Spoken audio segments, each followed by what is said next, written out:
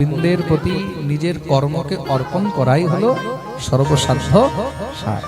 ভগবান বলেছেন না, গীতায় অর্জুনকে বলছেন, ইয়ৎ করোসি যদশ্নাসি যজ্জুহোসি তদাসি ইয়ৎ তপস্যসি কৌন্তেয় তৎকুরুষ্ব মদর্পণম। তুমি যা কিছু করছো, তুমি যাই কাজ করো না কেন, তুমি খাবার খাচ্ছ, আমাকে অর্পণ করে খাও। খাবার খাচ্ছ, আগে আমাকে ভোগ লাগাও। ইয়ৎ করোসি যদশ্নাসি যজ্জুহোসি তদাসি। তুমি তপস্যা করছো, সেটাও আমাকে অর্পণ করো। ভজন করছো, সেটাও আমাকে অর্পণ করো।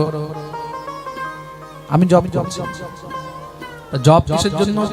বলে প্রভু আমার এই হয়ে যাক, ওই হয়ে যাক, সেই হয়ে যাক। বলেন না, তাহলে বলে অনেন জপ কর্মণা শ্রী রাধা গোবিন্দ প্রিয়ন্তাম নমঃ।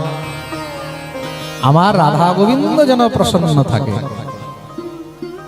আমার রাধা গোবিন্দ যেন প্রসন্ন থাকে, তাদের প্রীতির জন্য আমি জপ গোবিন্দকে অর্পণ করলাম, আমার ঠাকুর যেন খুশি। আমাদেরকে এটা শেখানো হয়েছে গুরু পরম্পরার মধ্যে। খুব মন দিয়ে শুনবে কিন্তু, জপ করছি, তপ করছি, পুজো করছি, তো পুজো করার পরে এটা শেখানো হয়, অনেন পাঠ কর্মণা শ্রী বালকৃষ্ণ দেবতা প্রিয়ন্তাম, অনেন কৃতেন হোম কর্মণা শ্রী যজ্ঞ দেবতা প্রিয়ন্তাম নমঃ, শ্রী গুরুদেবতা প্রিয়তাম নমঃ। নিজের গুরুর চরণে অর্পণ করা, গোবিন্দের চরণে অর্পণ করা, আমার গুরুদেব যেন ভালো থাকে। হে প্রভু, আমার আয়ু, আমার সব যেন আমার গুরুদেব পায়, যেন আমার গোবিন্দ পায়। গুরু গোবিন্দের চরণে অর্পণ করা, প্রেম সে বলো, এটা হলো নিয়ম। এটাকে কি বলা হয়েছে? কৃষ্ণের প্রতি সমর্পণ, কৃষ্ণের প্রতি অর্পণ। নিজের সৎকর্ম গোবিন্দকে অর্পণ করলে কি হয়? তখন ভগবান তাকে টেনে নিজের কাছে তুলে নেয়। প্রেম সে বলো, বিদ্যা আর জ্ঞান এগুলোর কোনো অন্ত নেই, নিত্য নতুন, নিত্য নতুন, নিত্য নতুন পাবে। প্রেম সে বলো, ভগবান স্বয়ং বলছেন, শ্রীমদ্ ভাগবতে উদ্ধবকে ভগবান বলছেন, কি বলছেন? আজ্ঞায়ৈবং গুণান দোষান ময়া দৃষ্টান পিস্বকান ধর্মান সন্ত্যজ্য ইহ সর্বান মাম ভজেত সচ উত্তম। খুব মন দিয়ে শুনবে উদ্ধব, এই সংসারের মধ্যে যে নিজের ধর্মকেও পরিত্যাগ করে আমার শরণাগত হয়ে যায়, সর্বধর্মান পরিত্যজ্য মামেকং শরণং ব্রজ। আগে ভগবান কি বলছিলেন?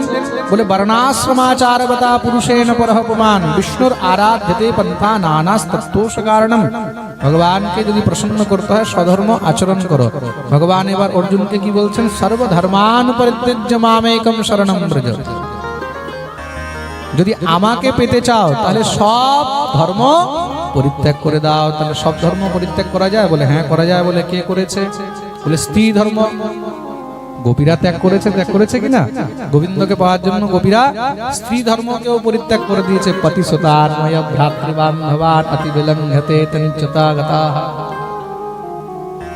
স্ত্রী ধর্ম তারাও ত্যাগ করে দিয়েছে। স্বামী, হ্যাঁ, বাচ্চা, শ্বশুর, শাশুড়ি, মাতা, পিতা, মাতরঃ পিতরঃ পুত্রা ভ্রাতরঃ পতয়শ্চবঃ বিচিন্বন্তি পশ্যন্তি মাতৃডবং বন্ধুসাৎভসম। সব ত্যাগ করে গোবিন্দের কাছে গেছে। গোবিন্দকে অত সহজে গোপীরা পায়নি।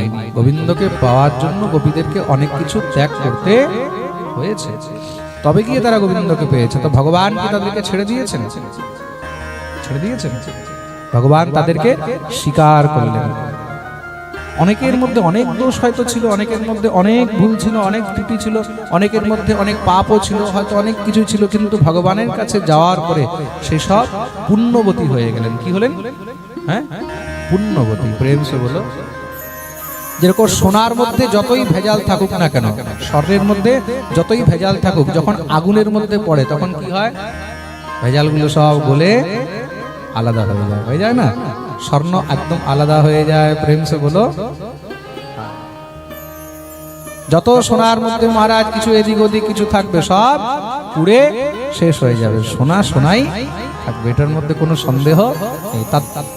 তদ্রূপ তোমার মধ্যে যতই দোষ থাকুক, যতই গুণ থাকুক, যতই কিছু অপরাধ থাকুক, যা কিছু থাকুক, যখন তুমি গোবিন্দের চরণে শরণাপন্ন হলে সেই চরণে যাওয়ার পরে তোমার সব কিছু একদম মাপ হয়ে যায়, সব শেষ। ভগবান তোমাকে পবিত্র করে দেবেন, শুদ্ধ করে দেবেন।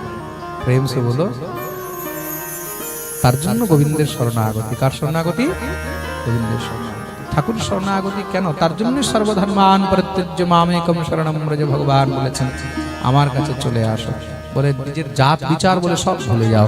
তার জন্য যখন জীব বৈষ্ণব হয়ে যায়, বৈষ্ণব হওয়ার পরে তখন আর জাত বিচারও দেখা হয় না। কে ব্রাহ্মণ, কে ক্ষত্রিয়, কে বৈশ্য, কে শূদ্র। বৈষ্ণব হয়ে গেল, বৈরাগী হয়ে গেল, ত্যাগী হয়ে গেল, সব ঠাকুরের হয়ে গেছে। জাতি পাতি পুছে নেই কই, হরি কো ভজে সো হরি কা হোয়। যে বৈষ্ণব হয়, যখন দীক্ষা হয়ে যায়, যখন কানে মন্ত্র হলো, গলায় মালা পরলেন, তিলক করলেন, তখন কি হলো? তখন আপনি হরি ভক্তি, হরি সেবার অধিকারী হয়ে গেলেন। কি হলেন? অধিকারী। বিচার করে দেখুন, যেদিন থেকে দীক্ষা হয়েছে, তিলক করেছেন, সেদিন থেকে দেখবেন জীবনই কিন্তু একটা পরিবর্তন হয়ে যায়, পাল্টিয়ে যায়। তখন দেখবেন জীবনের মধ্যে অনেক কিছু পুরানো জিনিস ভালো লাগবে না, তখন অনেক কিছু নতুন পেতে ইচ্ছা করে। প্রেম সে বলো। তাহলে প্রভু প্রেমের মধ্যে দাস্য প্রেম শ্রেষ্ঠ। দাস্য প্রেম মানে দাসত্ব ভাব। দাসত্ব ভাব কার? বলে হনুমান। তো হনুমান দাসত্ব ভাবে গোবিন্দকে সবসময় পায়। তো ইয়ার নাম স্মৃতি মাত্রেণ পুমান ভবতি নির্মলঃ তস্য তীর্থপদঃ কিংবা দাসানাম অবশিষ্যতে। ভগবানকে দাসত্ব ভাবেও কাছে পাওয়া যায়। কোথায় পাওয়া যায়? কাছে। কেন? দাস হলে, সেবক হলে কি হয়? দাস সেবক সবসময় চরণে থাকে। কোথায় থাকে? কিছু না, প্রভু একটু চরণ সেবা করে দিন, প্রভু একটু জল এনে দিন। খুব মন দিয়ে শুনবে, ঠাকুরের কাছে থাকার, গুরুদেবের কাছে থাকার এটাও কিন্তু একটা ভক্তি, দাসত্ব ভাব। খুব মন দিয়ে শুনবে। কেন? বলে কোনো প্রকারের সেবা তো পাবো।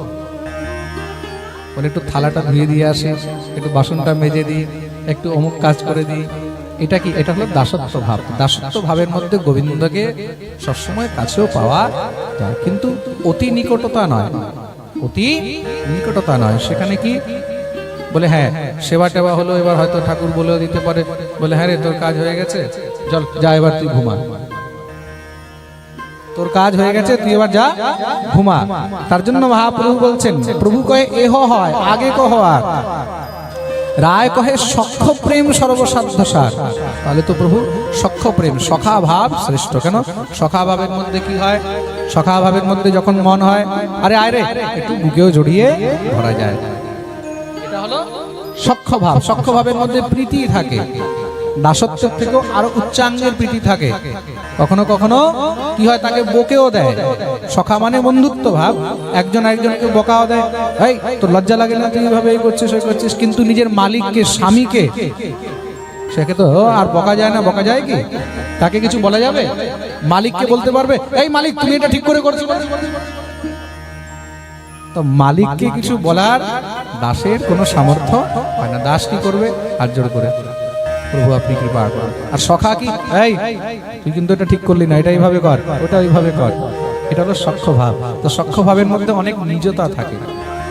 সখ্য ভাবের মধ্যে গোবিন্দের হাত ধরেও ঘোরা যায়। যেরকম শ্রীদাম, সুদাম, দাম, বসুদাম, মধুমঙ্গল, তারা কি করেন? গোবিন্দের হাত ধরে ঘুরছে, গোবিন্দের ঘাড়ে চেপে ঘুরছে, গোবিন্দকে বুকে জড়িয়ে ধরছে, একসঙ্গে বসে খাচ্ছে, খাওয়াচ্ছে। এটা হলো সখ্য প্রেম। তাহলে তো একমাত্র জ্ঞানমিশ্রা ভক্তি সার। জ্ঞানমিশ্রা ভক্তি মানে যেই ভক্তির মধ্যে জ্ঞান রয়েছে, যে ভক্তির মধ্যে জ্ঞান রয়েছে সেটাকে জ্ঞানমিশ্রা ভক্তি বলা হয়।